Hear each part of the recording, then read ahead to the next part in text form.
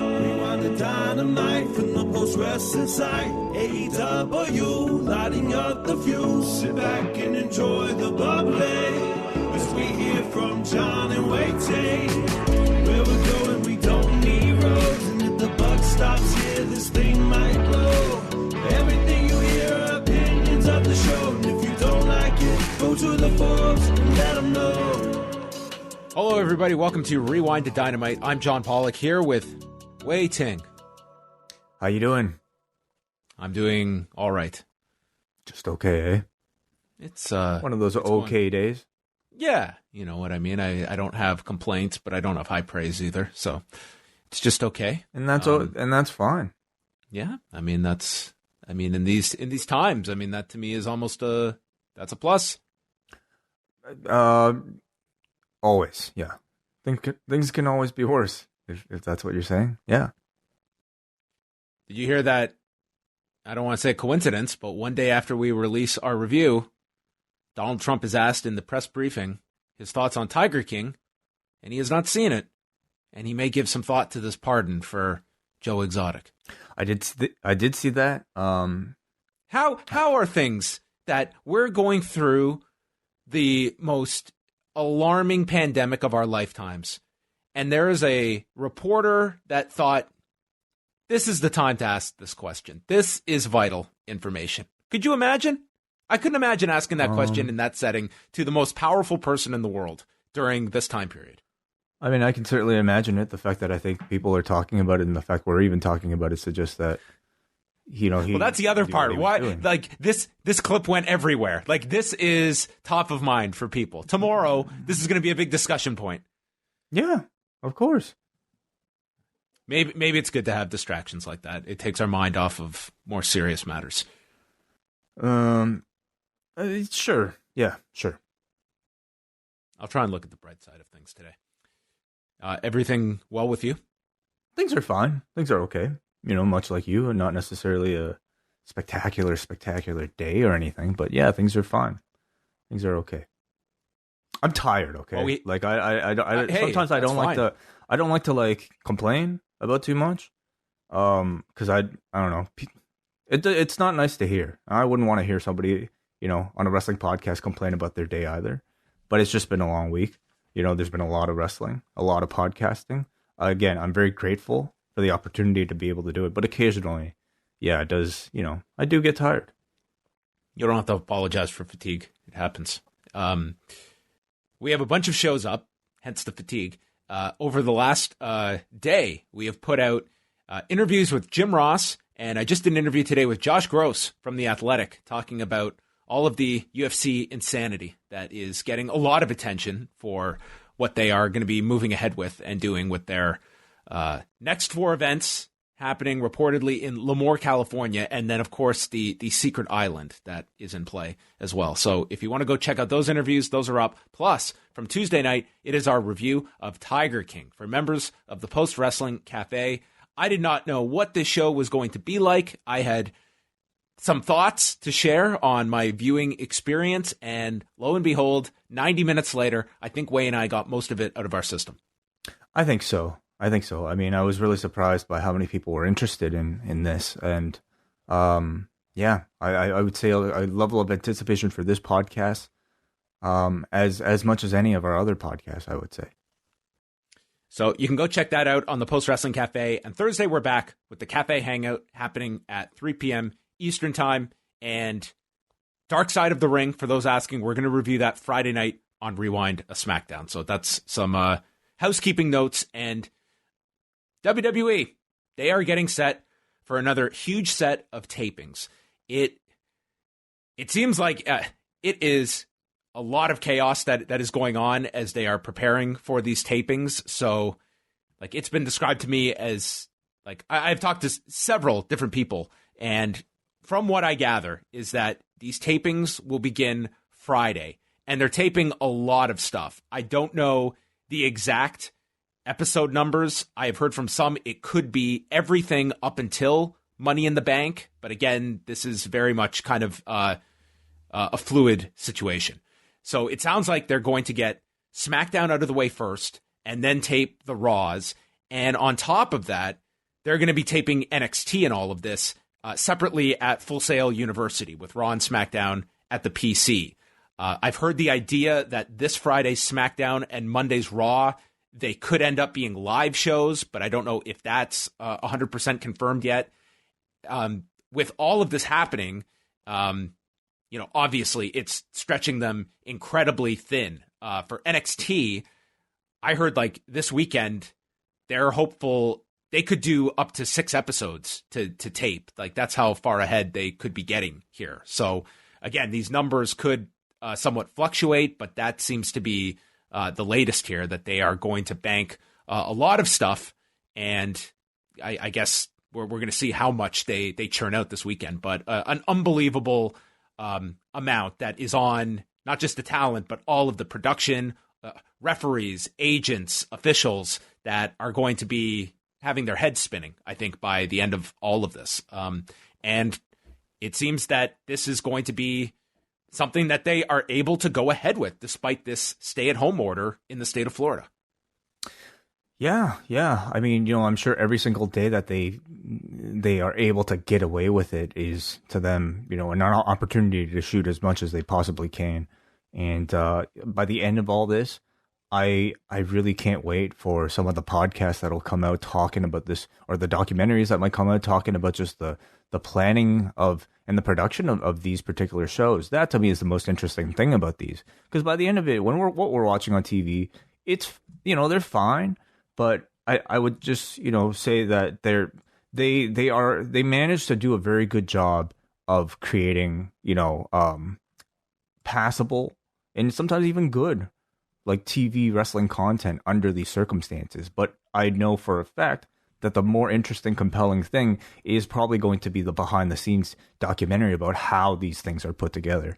The ridiculous scheduling, the flights that you have to book, and the juggling, the constant monitoring of the rules and the news that's out there, and just the editing that might be involved, with trying to put these things together so that they fit a regular timeline. Both companies that, AEW and WWE, I imagine will have plenty of stories to tell after this. Yeah, and TMZ had this item tonight that, about kind of the protocol in place, and an email that went out to people in the company saying that the medical team will take each individual's temperature before they enter the building, which is expected to cause some delays, arrive early. Once inside, everyone is encouraged to wear a face mask, and if you can't get one, make one.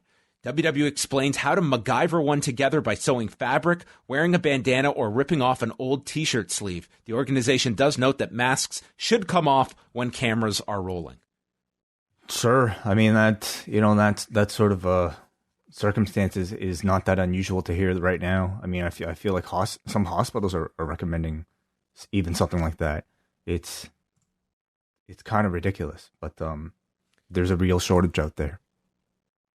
On the UFC end of things, Kevin Iole put out kind of what the UFC is planning to do. So for UFC 249, for the next 4 shows, they're expected to take place in Lemoore, California at the Tachi Palace Casino Resort, which is on tribal land and therefore would not be under the jurisdiction of the California State Athletic Commission, and are able to avoid the commission and as well as the orders in the state of California. So Kevin Iole reports that some of the things in place are going to be advanced medical screening. They are not, since they're doing multiple cards here, there's not going to be any overlap of fighters on this location between fight cards. Like one card will end, those people will go home, and I guess then they will bring in the next round of fighters.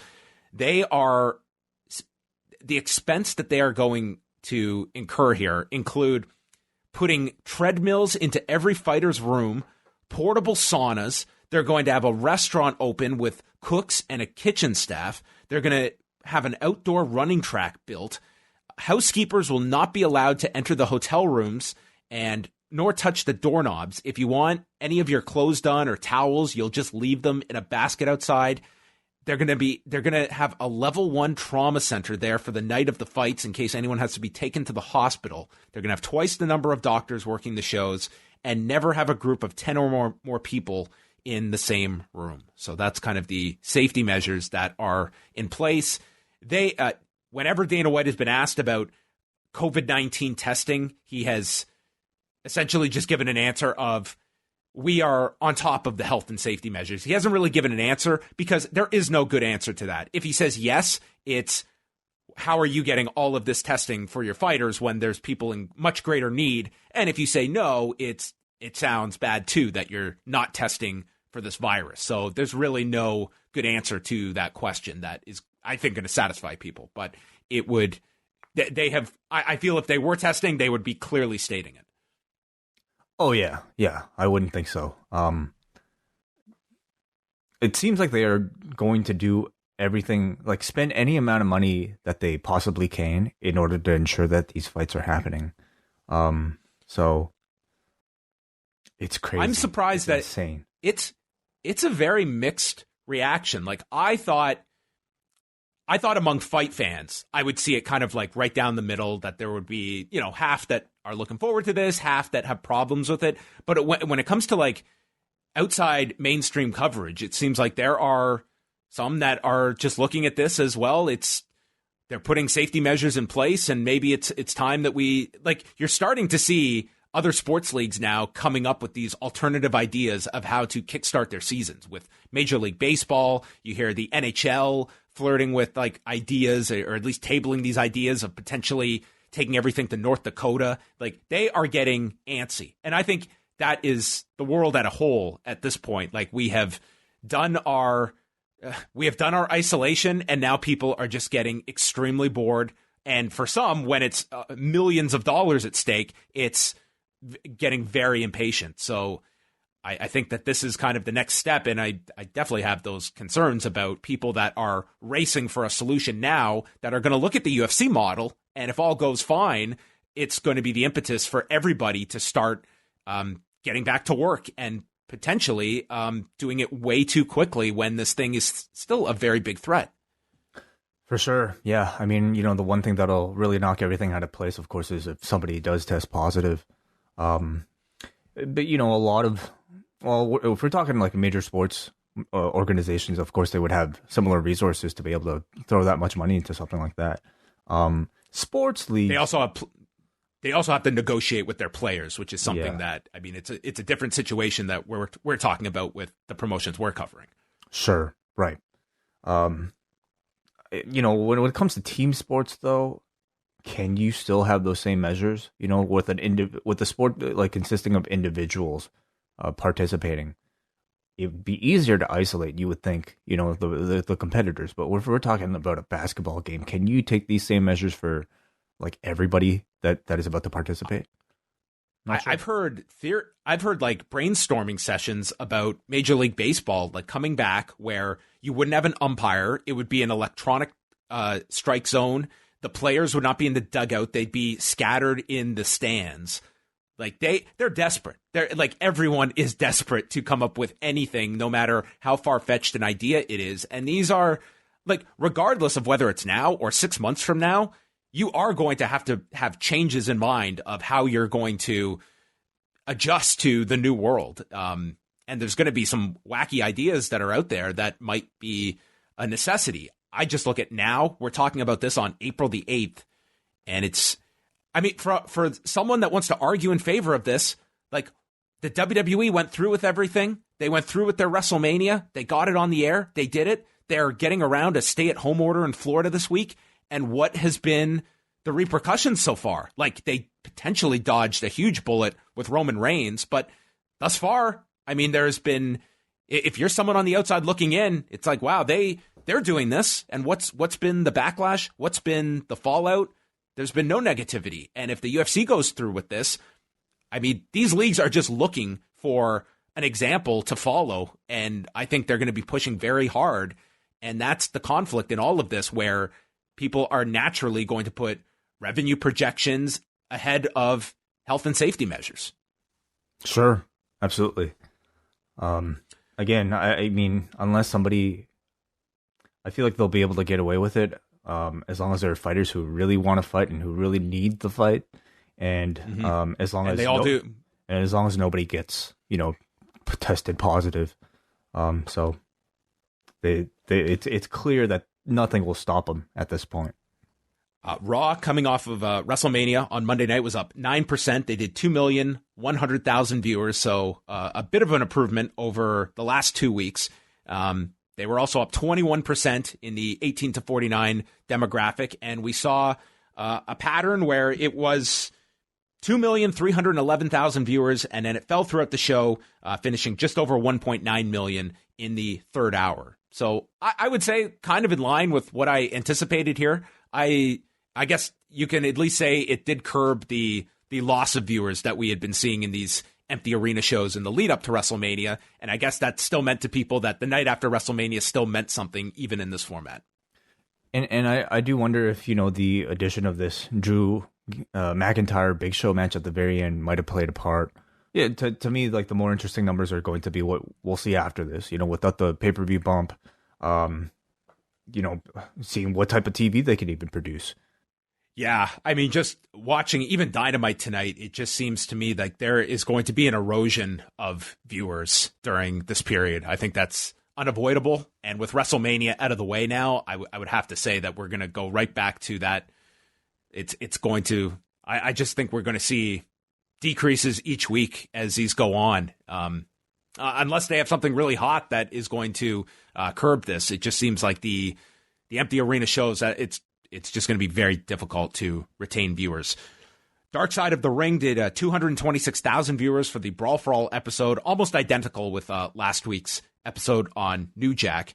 And then some other notes, WWE had a whole programming block on FS1 on Tuesday night with 3 back-to-back airings of WWE 24, and the first hour did 183,000 viewers, and then the last 2 hours did 232,000 viewers, which is not a bad number at all for FS1.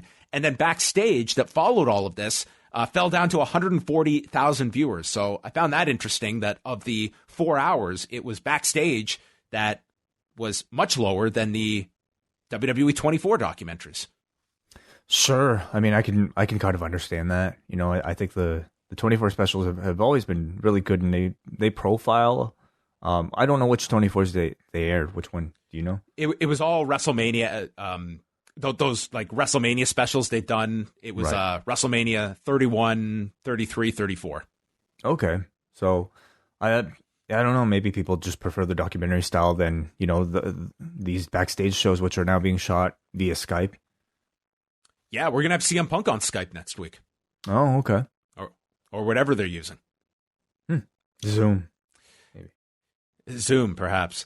And then the final notes here. Impact is now entering the empty arena stage of their promotion because they are in Nashville and they are taping, apparently, according to Tommy Dreamer, 2 months worth of shows. So they're getting all of their stuff because they, as we had mentioned just the other night, they are running out on new episodes of Impact, which were set to end with next week's show that was going to lead into Rebellion.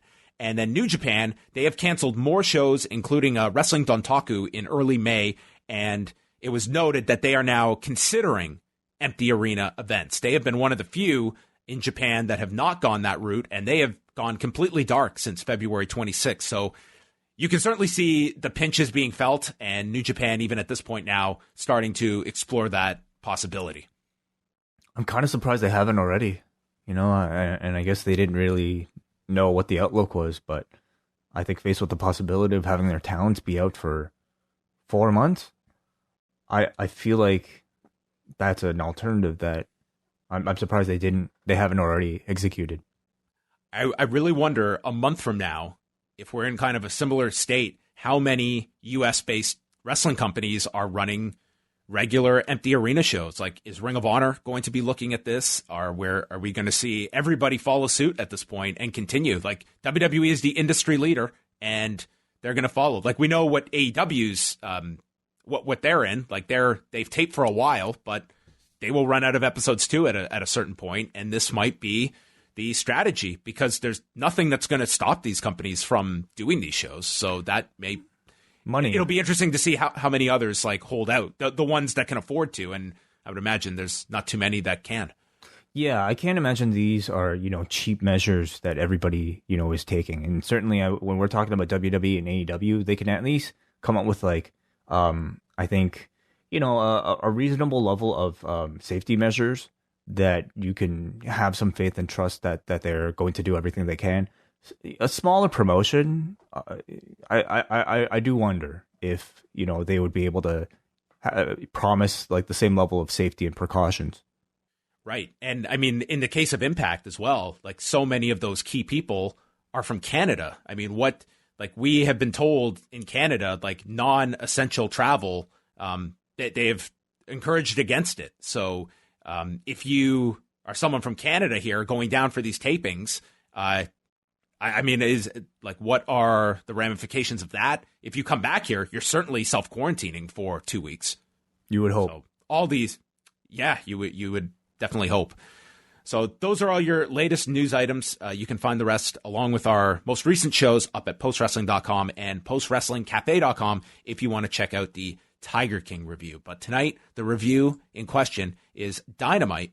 Off the top, did you hear anything about NXT tonight? They were doing the ladder match, and then it seemed like an hour dedicated to this Tommaso Ciampa, Johnny Gargano blow-off that was very much, I have not seen it, but seems to be of the cinematic style. I just saw the results on Twitter. I've seen anything yet. Well, maybe we'll chat about that on Thursday once we get a chance to see it. But tonight's Dynamite took place from, once again, QT Marshall's gym is where we were.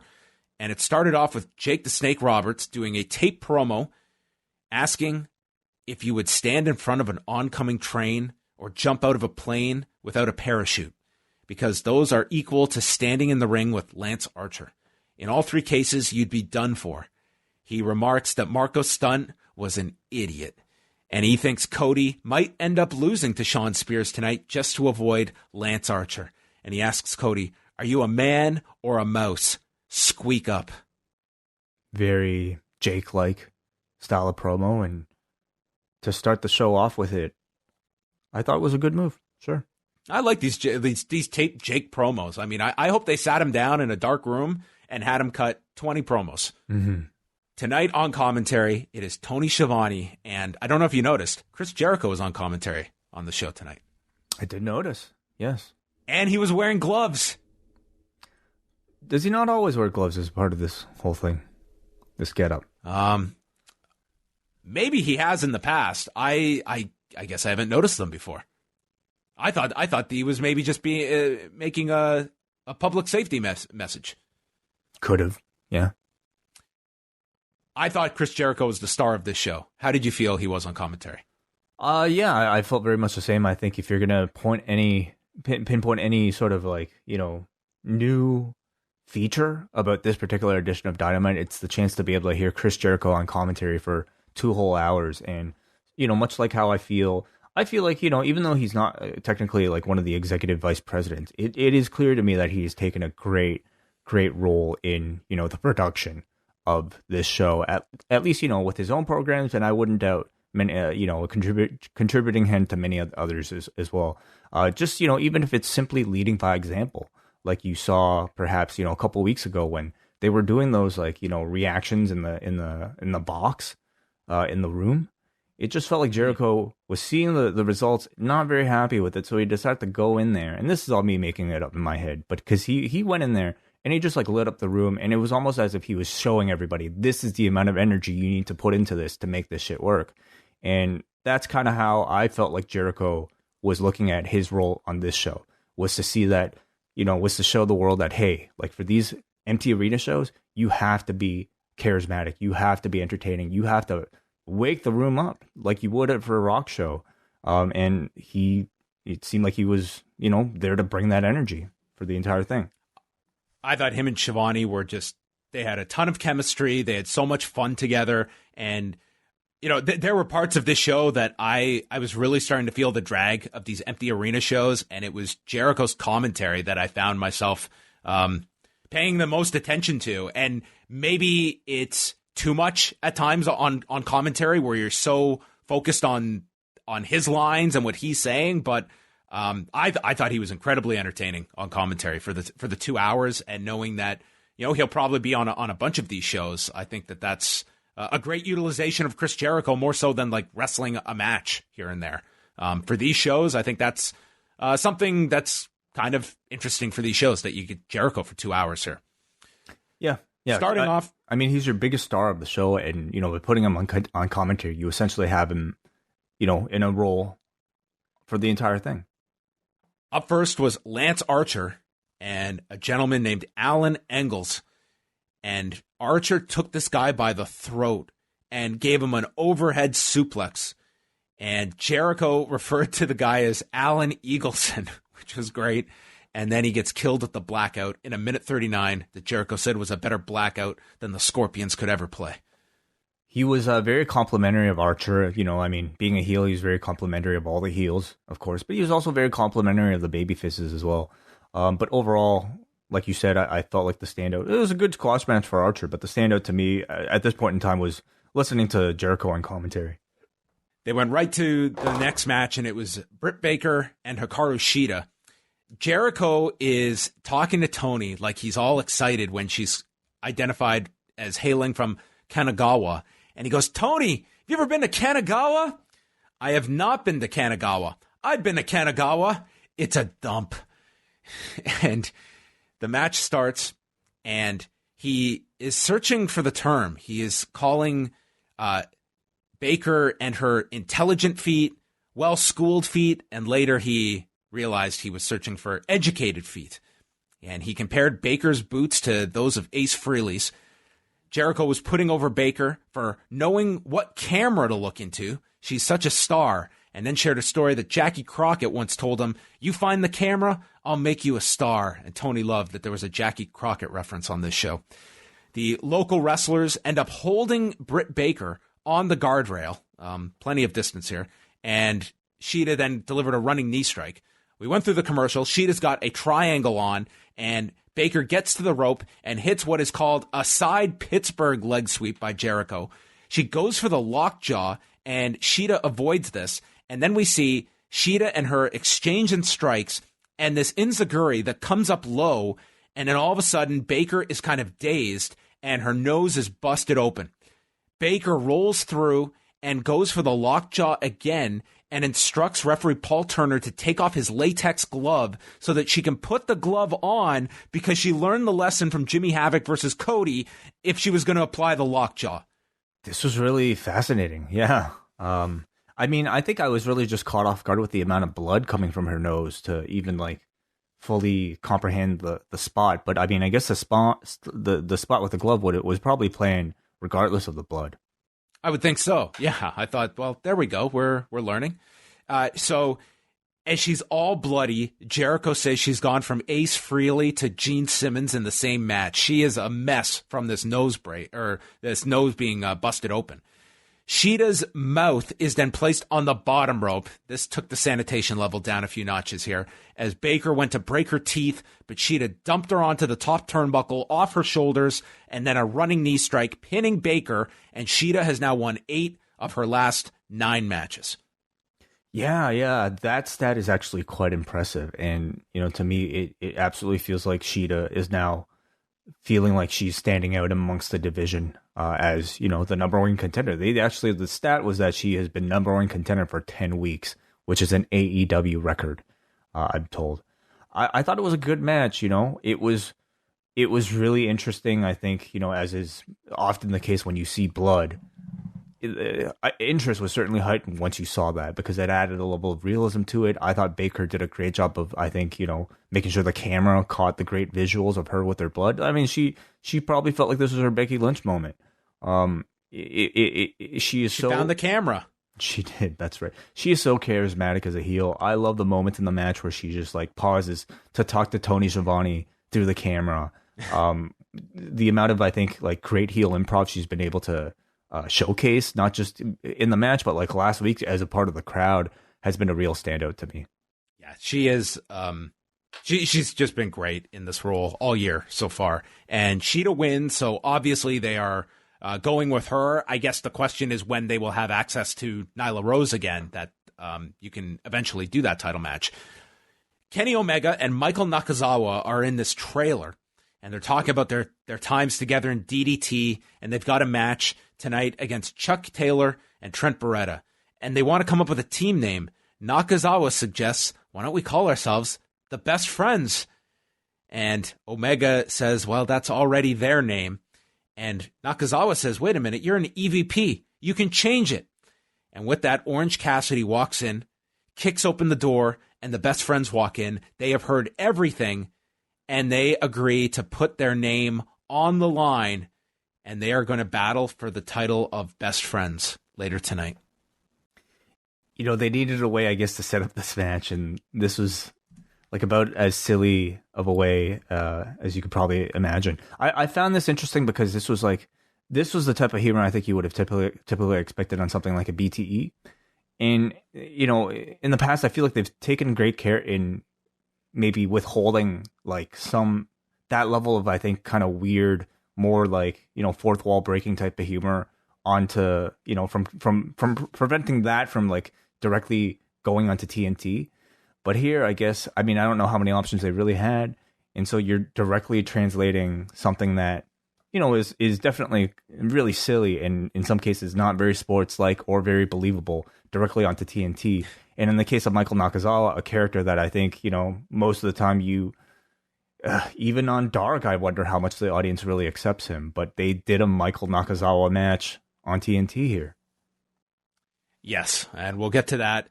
Before that, we had the rankings report with Excalibur going through the top 5 tag teams, the top 5 in the women's division, and then the men's division. I thought this was a really effective segment at getting these rankings over. They're the first time I've ever paid any attention to them. And just little things like the fact that the Dark Order are 5-0 this year that I had absolutely no clue about. And also just pushing the idea that Kenny Omega is unbeaten this year, that Hager and Moxley, they're going to be meeting next week, and they're both undefeated this year. I really like this segment, and it took all of 60 seconds. This was fantastic. You know, I believe like on a show earlier this week, I had spoken about how I felt like AEW's ranking system was a bit of a bust because we never think about them. Nobody goes online to check these rankings. So by the end of it, they're basically inconsequential. And that changes with this, you know, by presenting this to the viewer who's watching your main program, keeping them up to date about essentially just who is up and coming and who is ranked number 1 as the next challenger. I think that this is where you push your talents. You know, obviously you push them by the matches, but those matches kind of mean nothing unless you could create a narrative about what they all add up to. And that's what this ranking segment was accomplished, I thought. Did you think that there was... Because one thing I did feel was that when you're announcing the top 5 in the men's division, how do we arrive at the participants in this tournament for the title? Well, it's a great question. I have no idea. Like Cody and Darby are in there. They're ranked 3rd and 5th. And there's really no explanation for, like, why wouldn't everyone here want to be going for this prestigious title? Maybe they were just first in line. They lined up. And it could have been it. Maybe, yeah. It was a sign-up sheet. Yeah. And they weren't there. Mm-hmm. Then, along with Jericho, I thought the other standout aspect of this show this week was the build-up for next week's match with Jon Moxley and Jake Hager. And we went to the first of 2 video features. And the first line out of Jon Moxley, "We are not in the business of putting smiles on faces." Hager says that he's not trying to be a hero. He fights for zeros. And then we got the unofficial star of this feature, Catalina Hager. She said, "In our home, you come home a winner or you just don't come home." Jesus, this is a tough household to live in. What motivation. Yeah, wow. This guy better never... Hager, I mean, he loses one Bellator fight, he's going to be in trouble. We heard from Josh Rafferty, former MMA fighter, and runs his gym there in Florida. He was the one who showed Jericho the Judas effect. That's right. This is the mastermind behind the move no one's been able to kick out of. Mm-hmm. And then Jake Hager reveals that he was supposed to fight on May 9th at the Bellator card that's been postponed that was going to be in San Jose. And he's been in training camp this whole time secretly for a fight. So he's at his absolute peak going against Jon Moxley next week. I love this. This was awesome. Oh, such a brilliant little tidbit. Because when was that fight canceled, John? They only postponed that card like last week. So, but they had never announced Hager was fighting on this. And I don't know exactly when they might have taped this match, but it could have been. I think it was like 2 weeks ago. Yeah.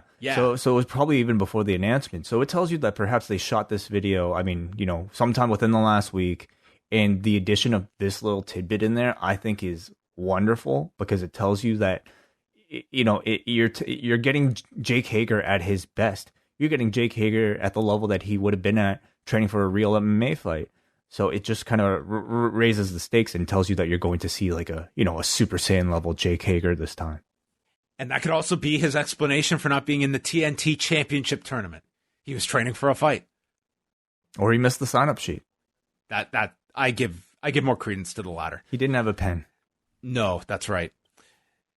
The preview next was of the TNT Tournament, and Cody noting that the network wanted this. We got comments from Shawn Spears.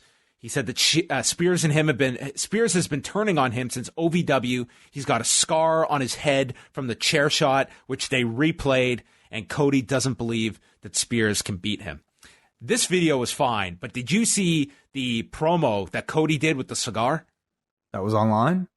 Yeah, it was just this random video that I happened to stumble upon today where he's in a dark room, of course, and he's just smoking a cigar, going through each person in the tournament about their strengths, their weaknesses, and why they all want to win the title, but Cody needs to win the title. It was like a 7-minute segment of just going through each person. Is it, do you think, okay, number one, do you think they could show their talent smoking on TNT? Because they did in the past. At least online. Yeah. But I don't know about like a... And they definitely got criticism for that, of kind of glorifying smoking, which they're absolutely doing in this segment too with the cigar. Right. Yeah. I mean, I don't know. It's like a totally relevant question if TNT wants to necessarily glorify that on their television. They may not want to. Did this make you want to smoke a cigar? No, it did not. It made me want to see this tournament, but it didn't make me want to smoke a cigar. So it did not have that effect on me. Then we went to the tag match with Kenny Omega and Michael Nakazawa against the Best Friends. And this featured Shawn Spears in the crowd scouting. And Nakazawa has his baby oil out. And early on, he puts the baby oil on. So when Trent goes to chop him, his hand slides and glazes over his chest. Yeah.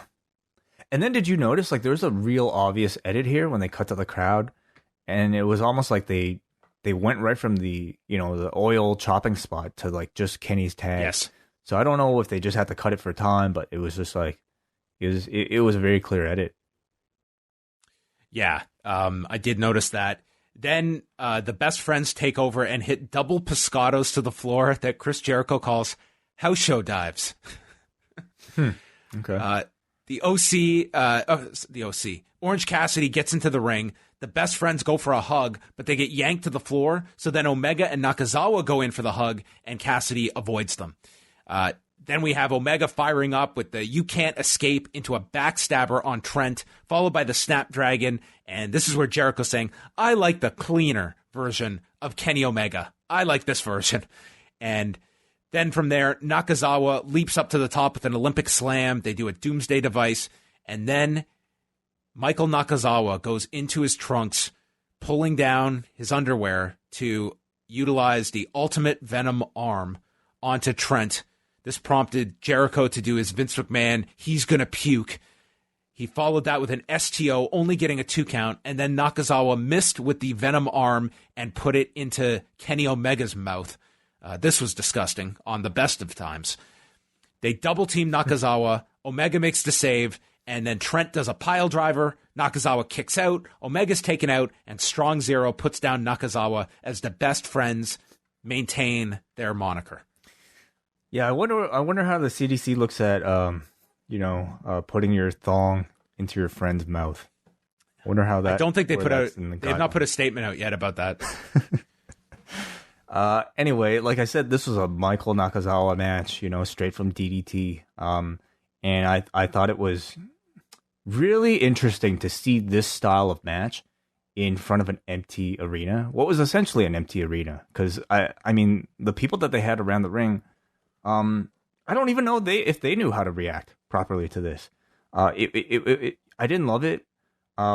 Again, I always I'm a big fan of Kenny because he's never afraid to try something new. And this was, an attempt to try something new at a time when you need new things, new ideas. And something new is this type of comedy style of match. I do appreciate how, I think authentic they try to make it. I mean, it really seemed like he was trying to directly translate what they were doing in DDT directly to this, as if everybody had seen some of that stuff earlier. Because, they were doing all their tag team spots, and they even made sure to tell Tony Schiavone and Jericho that these moves are called the Mongo Trail, the Mini Skirt Police, the Hentai Slide.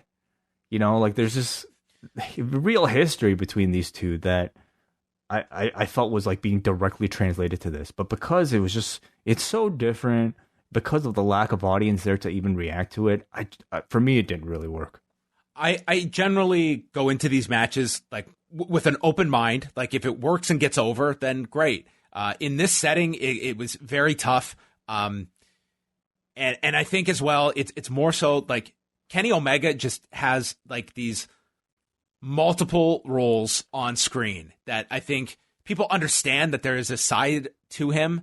I just don't know how much of a demand there is for Kenny Omega doing these comedy matches. When he's such a great asset in many different ways. And I'm fine with them playing around with it, but I just didn't really enjoy this match too much. Brodie Lee arrives. This is another taped segment with different members of the Dark Order, and two of them have these kind of creased shirts that are just, they look like garbage. And then there's the other guy with his tie on. So he runs down these two guys, telling them perception is reality, and you two, you don't look like them. Or saying that you don't want to look like the fans. You don't want to look like the people at home. What's the perception going to be like at the airport? Which, I mean, I'm sure a Vinceism of people standing out at the airport and grabbing people's attention, and said that you are looking at the exit ramp and not the highway, and just gave this long speech about these two schlubs. And he says that he has an opportunity for them. So you would expect some sort of makeover for these two. And, I mean, think of the places you can go with that. Maybe they would have him, what's the thing that, Vince wanted Moxley to do? Which time? Well, what he said on the podcast, the that's good shit. Oh, that's right. The makeover thing. No, I'm just saying, what's a reference they can do for, how Brodie Lee is going to dress these guys or change these guys up? I don't know. Yeah. Anyway, so this continues.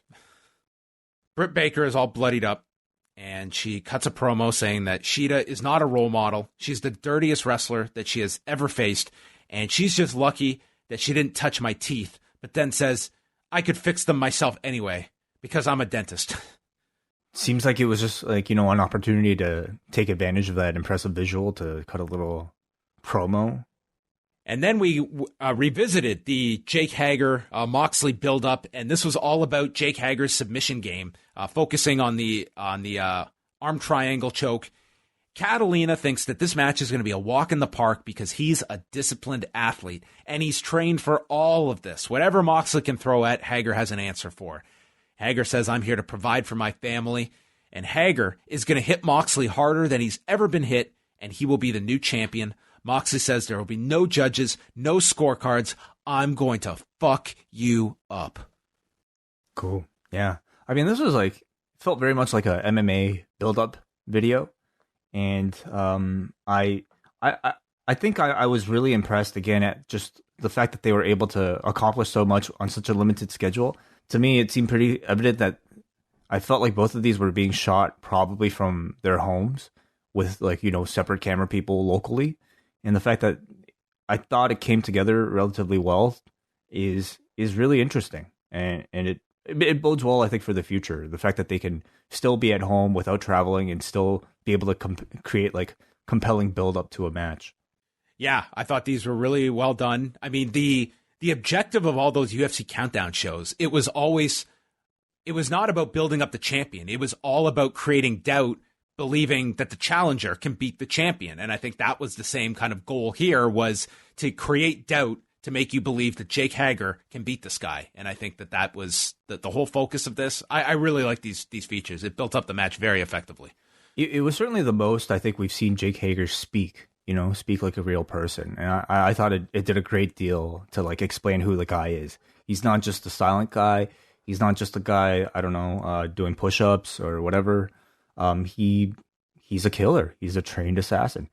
Speaking of which, did you notice, like, in Jon Moxley's home gym, dude's just got like a knife hanging on his garage wall?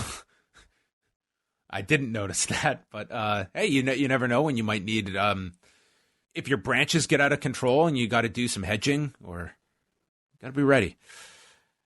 Matt Hardy's at his compound, and he is responding to Jericho in his hot tub from last week, referencing the circle that is eternal. And he runs through each member of the inner circle. He says Sammy Guevara is a false god and a fraud Latino.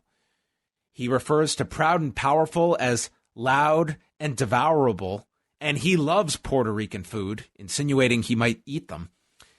He calls Jake Hager Jakenstein, who is brainwashed, and then Vanguard 1 brings in Matt Hardy's brand new AEW shirt for some promotion, and then refers to the dumpster fire where the inner circle shirt that Jericho gave him is burning, as Matt says that the inner circle will become a dumpster fire and they will delete them, and challenges them to come to the compound for the elite deletion. Okay, did he challenge the whole inner circle, or did he just challenge Jericho? It wasn't clear. I was under the impression it would have been just Jericho. Yeah, that's how because, I mean, they don't have access right now to the Bucks and to do a big thing like that, nor would you want to do something like when you have Blood and Guts down the road as well. So it wasn't very clear, but I would imagine it was just to mean Jericho.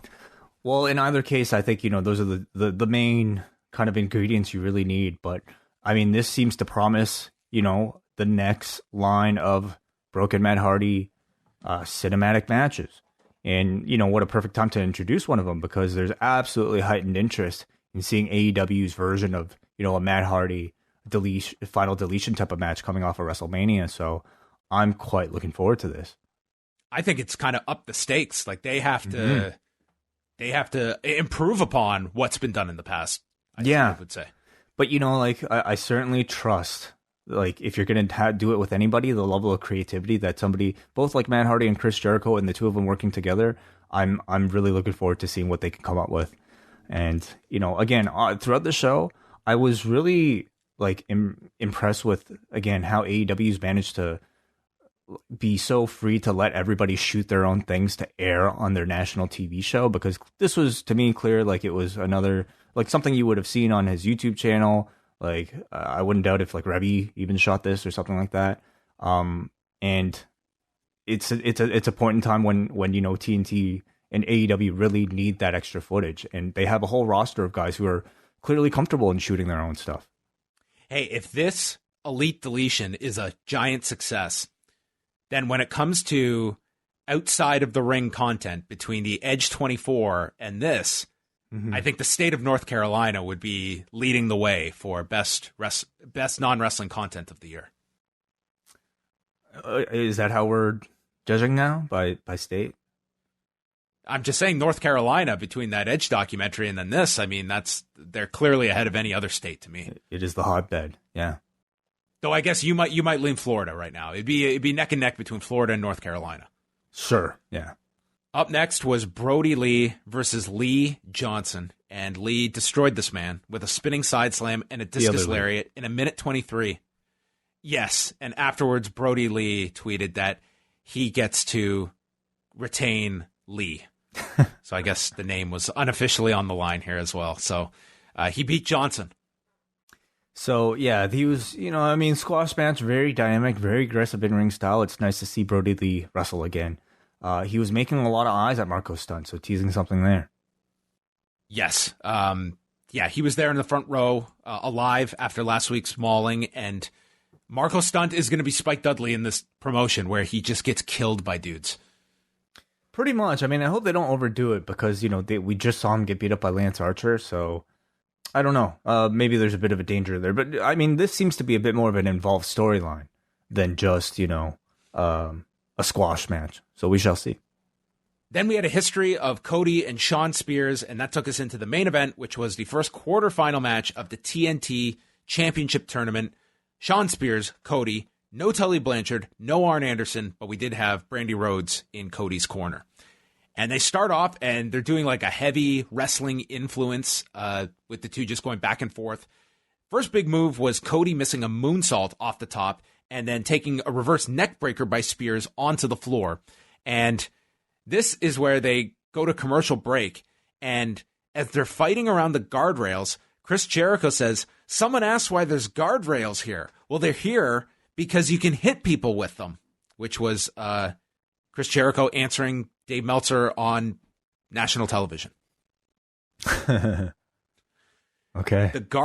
The guardrail gets lodged against the ring on the floor, and Cody gets suplexed onto the guardrail that they replayed several times, an ugly landing. And then Tony Schiavone throws to break. We don't go to break, and then immediately says, "We're back." Did you catch that? I did catch it, and I don't exactly know what happened, but I would imagine this might have been a case of the editor leaving Tony's throws on the timeline before exporting. Because I guess what they might do, and again, this is just me wondering out loud, they must just call these matches live, and then they'll just have Tony's throws recorded afterwards that they'll insert wherever they want to cut. But yeah, that might have been it. This was left there. It could have been worse, I guess. Could have been. We're out of time. We gotta go. Yeah. So no commercial break. Cody fires back. Jericho is threatening Cody's mom because after she slapped him, he said, "If I ever see her again, he's gonna go after her." The weight belt gets thrown into the crowd. Billy Gunn catches it. Then we got our second commercial break. Cody hits a suicide dive. Jericho has to bring up Aubrey Edwards using playoff rules. It was pretty ridiculous. Like, they've got tables, they've got guardrails, and they were on the floor for a long period of time. I mean, it was kind of just leaving Edwards out there just to, try and make sense of it. But the announcers did call attention to it. Playoff rules, okay. Playoff rules. Yeah, that means we're just not going to enforce them. Sugar Dunkerton got involved here, holding on to Spears as Cody was like setting him up for something. They get back into the ring, and there's a spot where Brandy gets onto the apron. Cody almost gets knocked into her with the table set up on the floor, but holds up, and then Spears grabs him and lifts him up as if he's going for the C4, and he ends up launching him off his shoulders through the table on the floor. Cody took a lot of punishment in this match. Spears then brings him in, goes for the C4, but it's countered, and Cody hits back-to-back crossroads. Spears kicks out. So that's his big moment of the match, is getting the kick out to the crossroads pair. And then Cody takes down the knee pad, applies the figure four to Shawn Spears, and he's wrenching back. They're mentioning that this is a move Dusty would use. And Shawn Spears, he lays down in the figure four, and they count 1, 2, 3. And I think Jericho summarized everyone else who said, "I have never seen someone win by pinfall with the figure four," as Cody advances to face the winner of Darby Allin and Sammy Guevara. Again, I appreciate when people try different things. I didn't like this finish at all. It just felt so weird. It's like you're so like, we talk about like educating fans to like accept certain finishes. This is one where it's like you haven't even given a second of thought to this being a finish. I'll tell you what, okay? Like, It's just because like of the way the figure four is. There's no downward pressure on the dude's shoulders at all, and the way Spears was selling this finish, he was squirming while the count was being counted to 3. So it suggests that he was still conscious. I think if you're going to do this finish, you got to have a guy pass out. You got to have a guy pass out the pain, so they can't even they're not even aware of their elbows being counted down. This looked a little bit hokey, unfortunately. And it's also Shawn Spears that I don't know if it does him like he did get to kick out of the Crossroads, and this was probably his best showing since the last Cody match.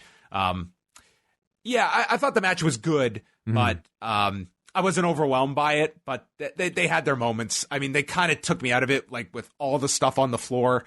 Like I almost wish they had just said that like it's no holds barred because of their past history, and that we know that a ring is not going to contain these two because of this rivalry that exists. I mean, give me something, but it was kind of just, it kind of just put the referee in a bad position, and I'm glad the announcers called it out. Like, it just looks silly if you don't. It's a bit of a tough spot, because I think when you're, headlining a main event, the desire is certainly there to do something big. And I think we saw that last week with like Darby Allin doing a number of big dives. You kind of want a main event to feel special and unlike your other matches. And I think that's why you saw a number of really big bumps taken by Cody. And to me, they did add to the atmosphere. They did add to the memory of this match to make it feel big. But sure, I can absolutely understand maybe some of the criticisms when it comes to the rules.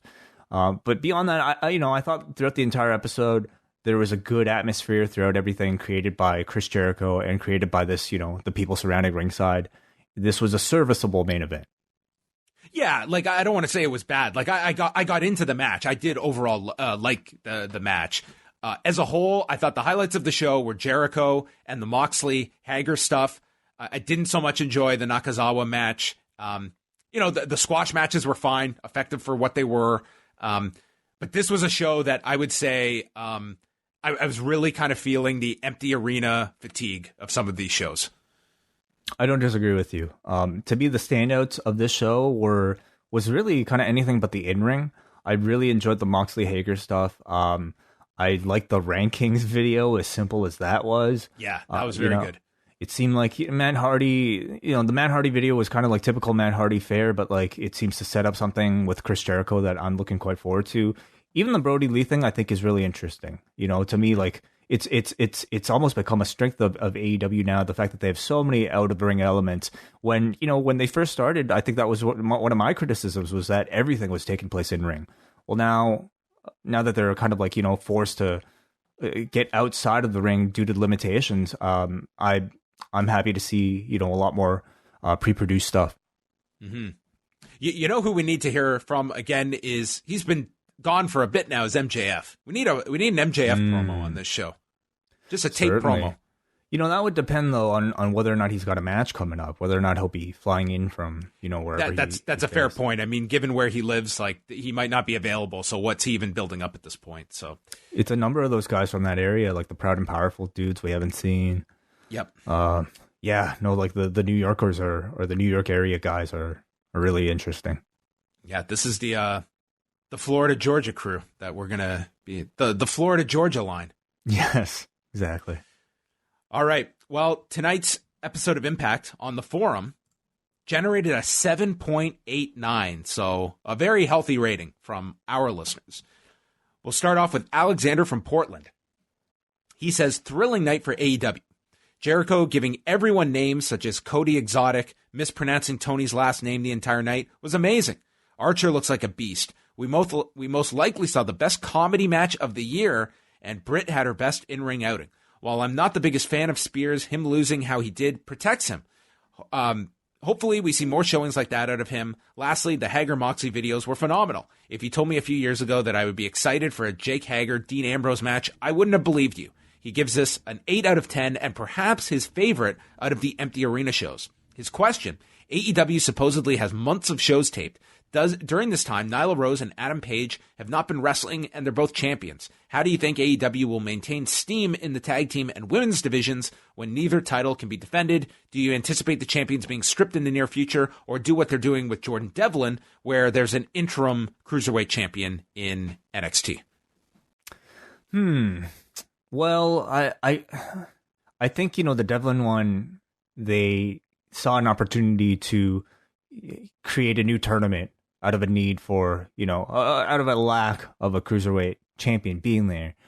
Okay, and I see AEW putting on, let's say, a women's title tournament because Nyla Rose is unavailable. Because Nyla, I think, is still relatively fresh, and we don't really know her status either. I could see that being less likely, And how many women do you have to draw from presently? Exactly. Like, you can't even put a tournament together. You'd have to be using like local independent talent that by the next time you tape, which, I mean, who knows, like, if they can even tape in Georgia again. Yeah. The appeal, of the whole thing, like, you can do a one-on-one match between like Hikaru Shida and Britt Baker again for an interim title, but the value of putting on a tournament is a destination for you to, have a number of matches to build up towards. And a one-time match doesn't really achieve that. Yeah, so much of it remains to be seen. The Adam Page is really interesting because, Kenny is a tag team champion and one half of the champions is there, but do you strip both champions? It's a tough question, but I would probably say no. If I had to guess, I would say that they would probably find some way for these guys to come in for the next set of tapings so that you could bulk shoot a number of things. Right. We go to Andrew from Cape Breton, who says, I thought the show was pretty good tonight. Shida and Baker had one of the better women's matches I've seen in AEW. At a certain point, I felt it was starting to go long, and around that point was when the finish happened. It seems AEW is basically going to the route of jobber matches to build up guys during this time where they can't work in front of a crowd. Raw did it a little bit as well, and that might be the best option to just bulk tape shows like old episodes of WWF Superstars. That added with some vignettes and some content they released online made the show a 7 out of 10 for me. Question for John. With the UFC now seemingly doing fights outside of regulation on a private island, what fighters do you think would thrive the best in this environment? My money would be Scorpion and Sub-Zero, though I'm not sure if freezing your opponents and uppercutting them in half would be allowed with the unified rules. I mean, great points. Who would you favor, Wai, in this kind of I mean, this is pretty much the plot for Mortal Kombat that I've been reminded of many times. I mean, after watching the Brawl for All, Dark Side of the Ring, I mean, I would fly a plane to get Bart Gunn to get on this island. You watched the episode? I did, yes. Can you believe that story today? That Vince McMahon was considering doing it again in 2010? Oh, I could believe it. Of course. Of course I can believe it, but that's just insane. That's just insane that he wanted to revisit it and 12 years after the fact. I wonder who he would have picked from that roster at that time. He was considering doing it with the NXT rookies for the reality show. Oh, Jesus. That would have been terrible. Like, you would have had Bryan Danielson, a guy who's had all those concussions. Oh, my God. In an unsanctioned... I don't even know how it would work in 2010. Like, I think... Like, 1998 and 2010 are two very different eras when it comes to combat sports regulation in the United States. I mean, it didn't get off the ground. So, I mean, I don't even know if it could be much more than an idea, but it would have been met with so much more resistance and scrutiny in 2010 than it was in 98. Imagine, like, if you had, like, your version of Bart Gunn, but in 2010. And like Michael Tarver ends up winning the whole thing. Oh, he had the boxing background. I mean, who knows?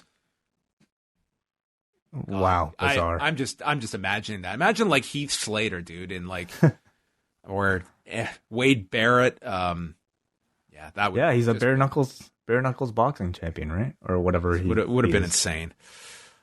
All right. Our next one here is Noah from Vaughn. Great episode from Dynamite tonight. Really want to put some spotlight on and shout out Britt Baker. She had a fantastic outing in her match, which I thought was her best in AEW, and following had a great fiery backstage promo.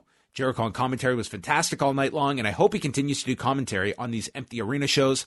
Lastly, I saw people saying that Brodie Lee getting mad at the Creepers for not dressing nice was another shot at Vince. I'm lost. I've never heard of that Vinceism to me. To me, Brodie comes across as a vicious cult leader who dominates his matches. It works for me. 8.5 out of 10. Question: how awesome is the Elite Deletion going to be? I feel like Jericho in that setting would just be gold, really looking for that showdown. I'm sure that one's going to be creative as hell with those two together, and what they can do. Just the stuff with Jericho and Vanguard alone, and then like that can almost be the first couple of minutes is with him wandering onto this compound and finding Vanguard and then leading him to Matt Hardy. But to his point, I think that's the whole point with Brodie Lee. It's that, I mean, you're not going to know like what is a reference and what's not. It's just got to make sense as a character so that you don't need to understand any references. You can just absorb it as the character they're presenting as this cult leader. Yeah, I don't think I believe like Cody talked about it in an interview. I think Andrew Thompson transcribed in the update this week. I'm sorry, I wish I could credit the source, but anyway, I believe he talked about how it's not necessarily supposed to be a Vince parody.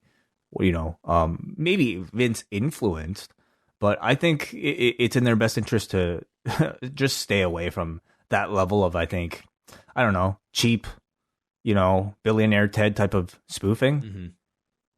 They completely invited it. Like that was our first real introduction to him beyond the reveal. It was the stake. It was like, you have to expect that response from people that are going to get that. So, I completely understand why those are the comparisons versus doing something like that small in like week 6 as just a joke where you've more so established him. That was kind of our first impression from him from a speaking standpoint. Finally, we got a Raymond from Sacramento, California, who says, in 2020, AEW has rewritten the script on Adam Hangman Page, and he's incredibly over. In 2020, AEW decided to turn Britt Baker heel, and they've done a phenomenal job of it. The heel promos, the weird relationship with Tony, who's seemingly infatuated with her, and tonight, this bloody match with Shida. I don't know who deserves the credit, but Britt getting a glove in an attempt to apply her lockjaw finisher was so smart in the current climate. And the icing on the top was the promo later in the night with her face still bloody in the match. Really good stuff. Jon and Wai, I hope you noticed that there was a lengthy gap between that match and the tag for the ring crew to change the ring mat and sanitize the overall ring. And he gives a winky face to indicate sarcasm, I guess. Okay. Thank you, everybody, for the feedback. And that's going to wrap things up for our review of Dynamite. If you haven't listened already, you can go check out Up Next. Braden and Davey will have a full rundown of the big Wednesday night episode from NXT with the Ciampa, Johnny Gargano, end to the rivalry, plus the 6-woman ladder match, the number 1 contenders match. Tomorrow's ratings. Are you interested at all? Because to me, this is the biggest NXT episode they have put out in a long time, against an AEW show that beyond the tournament starting, I would say on paper, NXT was the one with more interest this week going in. I absolutely felt that. If I had my pick, I think I would have flipped to see, the two main options that NXT was presenting. So I'm very curious to see what people's habits will be like for tomorrow. At this point, are people kind of set in their ways? I do believe that most people are in the habit of watching both shows. And are people set in their ways of watching Dynamite first, if that is their usual go-to?